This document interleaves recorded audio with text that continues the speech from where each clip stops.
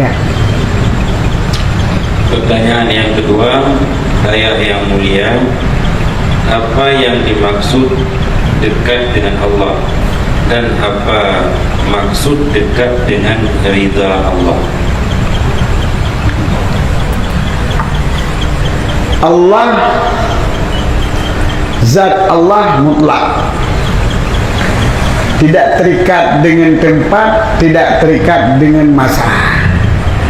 Maka seorang yang jauh daripada Allah itu bukan jauh sifatan. Seorang yang dekat dengan Allah bukan dekat dengan sifatan.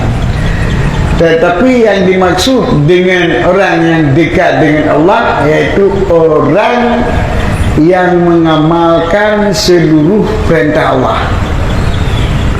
Itu yang dimaksudkan orang yang dekat dengan Allah ataupun orang yang dekat dengan perintah Allah.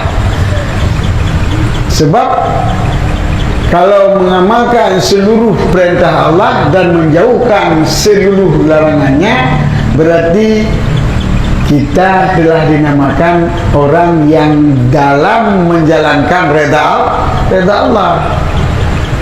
Maka itulah yang maksud dengan dekat dengan Allah. Bukan dekat tahu. Lagi dekat misalnya bupati dengan sekadari, buka gubernur gila. Yang koleganya itu proyek.